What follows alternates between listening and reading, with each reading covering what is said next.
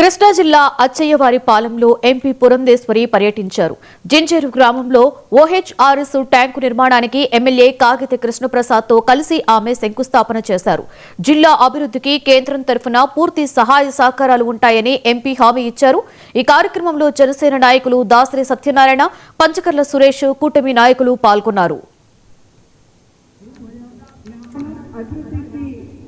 సంబంధించినటువంటి ఒక ముఖ్య 2024 ఎన్నికల్లో ప్రజలందరూ కూడా మార్పు కావాలి అనేటువంటి ఆలోచనతో రాష్ట్రంలో అభివృద్ధి కుంటుపడిపోయింది.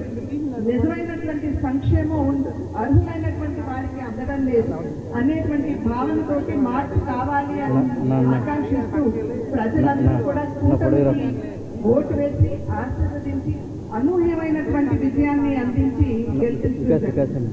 ఈ మూడు పార్టీల కలయిక కనుక మనం చూసుకున్నట్లయితే ఈ మూడు పార్టీల లక్ష్యం ఒకటే, అవసరంలో ఉన్నటువంటి వారిని ఆదుకోవడం, రాష్ట్రాన్ని అభివృద్ధి పదంలో నడిపించడం.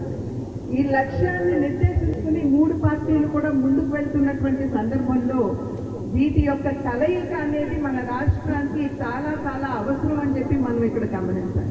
సుమారుగా ఇప్పటి వరకు 2,96,00,000తోటి మనం అన్నిటి కూడా వివిధ రకాల గ్రాంట్లు కూడా తీసుకొచ్చి అందరికీ కూడా మరి మన పంచాయతీకి కూడా ఖర్చు పెట్టామని కూడా మీకు తెలియజేస్తాను. కొన్ని ప్రోగ్రెస్ ఉన్నాయి, కొన్ని పూర్తయ్యాయని కూడా తెలియజేసుకుంటూ మీ అందరి యొక్క ఆశీస్సులతో ఈ రోజున ఒక మంచి కూటమి ప్రభుత్వం ఏర్పడింది.